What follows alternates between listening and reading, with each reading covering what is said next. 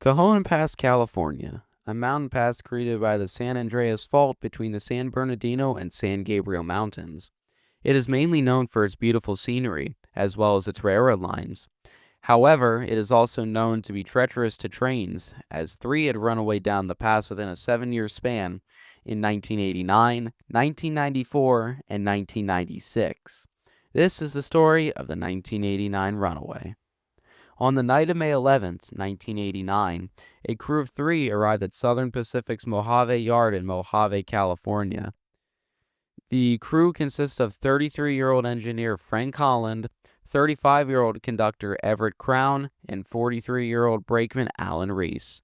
The crew stopped in at the yard office first to pick up the necessary paperwork, which would consist of a clearance form, train orders, train list, and a tonnage profile. Their train would be Southern Pacific 7551 East, which, according to the tonnage profile, weighed 6,151 tons from 69 fully loaded cars. All 69 were filled with trona, which is a sodium carbonate material mainly used in the manufacturing of glass, paper, and baking soda. The crew arrived at their train, which consisted of Southern Pacific SD45R 7551 leading, which was in its Kodachrome scheme from the failed Southern Pacific Santa Fe merger, as well as SD45R 7549 and SD45T-2 9340 trailing. However, the train was delayed due to the crew finding out that 7551 was dead in consist and would not start up at all. The reason was unknown, as the crew was unsuccessful in finding out why, but that did not matter at the time, as the train was already late. Crown called the yard clerk at some point between 11 and 11:30 p.m. The yard clerk instructed the crew to use SD40T-2 8278 that was on the next track over to couple up to the front as the new leader, as was able to function. However, 7551 remained in the name of the train, even though it was no longer the leader. In addition, the assistant chief dispatcher believed 7551 East would not make it through Cajon with only 3 effective locomotives on the head end. He called in a crew of 2, 42-year-old engineer Lawrence Hill and 57-year-old brakeman Robert Waterbury. They would be running the helper units, which consisted of SD40T-2 8317 and SD45R 7443. The decision was made because the dispatcher believed, based on quick calculations, with already dispatching trains that were carrying trona in the past, which he believed the train was actually weighing 8,900 tons. However, this information was never distributed to the crew, either by the radio or the computer system, which was accessible at the time. The weight was never recalculated either. Finally, after an initial terminal air brake test, 7551 East left the yard at 12:15 a.m. on May 12th. Holland and Crown were in 8278, Reese was in 7549, and both Hill and Waterbury were in 7443. The train arrived at Ansel at 12:40 a.m. to wait for traffic on the main line to pass before leaving at 1:15. However, maintenance of way equipment was occupying the east end of the siding at Fleta, California, making it hard to couple up the helpers. 7551 East therefore returned to Mojave. At 3:35 a.m., the train left for a second time, but no air brake test was conducted. The air pressure was charged, but SP9340 had intermittent dynamics on the return trip to Mojave. Since there were still cold nights in May, the brakeman was in the third unit to keep warm, since 7551 was dead. Otherwise, he would have been in the second unit. Around 5 a.m., the helper units arrived at a siding in Oban. No tonnage information was sent to the helper crews. 8317 should not have been in the consist due to inoperable dynamic brakes, but there was no concern and the head-end crew was not notified. The helpers cleared the siding at 5:30 a.m. 7551 East crested the hill at Highland around 7:03 a.m. The train was running at 25 miles per hour, a nice and calm speed for going down the 2.2% grade, which Holland was happy with. It was believed that the crew at the time had 4 units had full dynamics and 1 unit with intermittent, which was 9340. 5 round east of 7443, over. 7443. You got all your dynamics? Yeah, I'm in full. Roger, thank you. However, the train strangely crept up to 30 miles per hour. Frank, we're at 30. Should be at 25.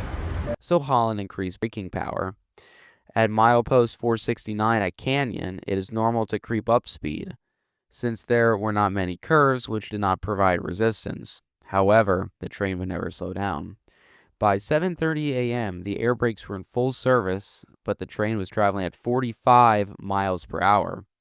At this point, the crew had one shot to stop, throwing the train into emergency braking. A safety feature at the time was that the dynamic brakes would disable to avoid sliding down the track with both braking types enabled. A surge was felt by the crew, but the train did not stop. At this point, the speedometer made it to the maximum speed of 80 miles per hour, but it was clearly going way faster.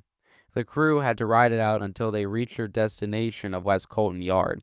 Hill called into the dispatcher for Mayday. Mayday, Mayday, West Colton, AGYM, Sergeant Dispatcher. We are doing 90 miles per hour, 90, out of control. Won't be able to stop till we hit Colton. This was to alert all trains to clear out of the way. All crew members ducked to the floor and braced themselves for impact, since Engineer Holland knew there was a curve in San Bernardino alongside a road with houses. Then, the inevitable happened.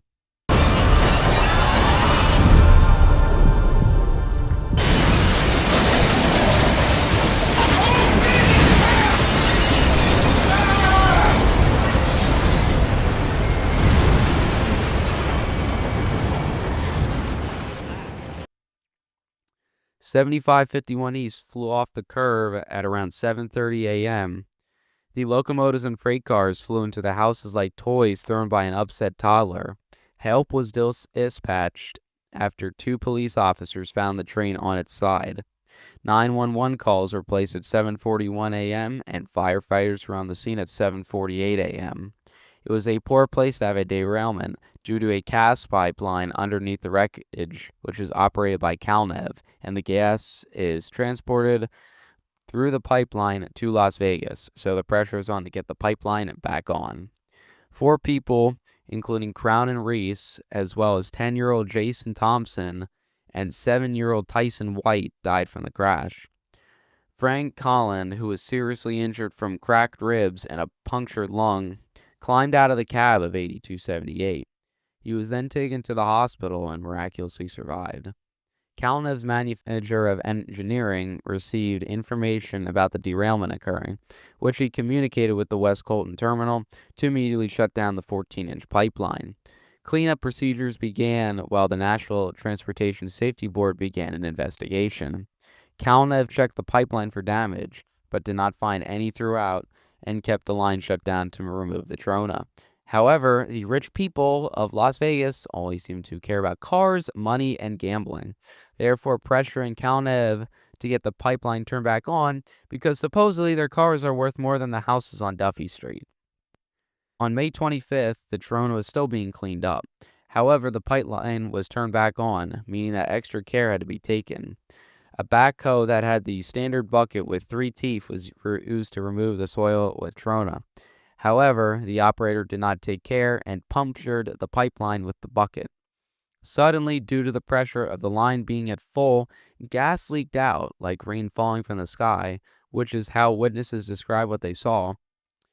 They were confused because it was a clear, sunny day. Residents did not realize that they were in for another incident. Around 8 a.m., the gas started to catch fire. Firefighters were back at Duffy Street around 8:13 a.m. While firefighters were trying to fight the scene, Calnev's manager notified the incident commander to allow the fire to burn itself out. The incident commander listened to the directions. He testified later that it burned out by 3:30 p.m. the same day. 2 more people died from the fire, bringing the total to 6. The question locals were looking for still had to be answered. What caused both incidents and why? The NTSB concluded that the probable cause of the derailment was a failure on the dispatcher and yard clerk, providing an accurate tonnage profile to the crew. Mechanical problems also contributed, with SD45R 7551 being completely dead, with the exception of the air brakes being able to be charged. SD45T-2 9340 had intermittent dynamic brakes. SD40T-2 at 8317 had no dynamic brakes, as well as the same for SD45R 7549. SD40T-2 8278 and SD45R 7443 were the only two locomotives that were fully functional. Southern Pacific was also blamed for inadequate directions from their operating rules given to the head-end engineer regarding the allowable speed and the brake pipe reduction process down the 2.2% grade of Cajon Pass. The probable cause of the pipeline rupture and fire was a teeth from the backhoe bucket puncturing the pipeline, allowing the high pressure of the gas to burst out and start to burn. Cajon was also to blame due to not doing enough of a thorough inspection due to the pressure from Las Vegas. After the accident, all 4 head-end locomotives and all 69 cars were damaged beyond repair and scrapped on site. 8317 and 7443 only suffered minor damage and stayed upright. Therefore, they were repaired and returned to service with Southern Pacific. After SP was acquired along with its parent company, Denver and Rio Grande Western, by Union Pacific in 1996, both locomotives went different routes in their career. 8317 was sold to Helm Financial, a railroad equipment leasing company. It was rebuilt into a standard SD40-2, losing its tunnel motor components that it had while on SP when being used in snow sheds, and renumbered to HLCX 6202. It was scrapped in 2013. 7443 went to MRS Logistica, rebuilt into an SD40-3MP, renumbered to 5313. As of July 2024, it was sitting in a locomotive deadline in Brazil. Its fate is unknown, but most likely scrapped. Frank Collin returned to the Southern Pacific and retired from railroading entirely in 2017. It is likely that he went to work on Union Pacific. However, he never traveled down the Cajon Pass again due to psychological reasons resulting from the accident. It's been 36 years since this accident, and locals would fear for another runaway train. Those fears would become true in 1994, but that is for a future story.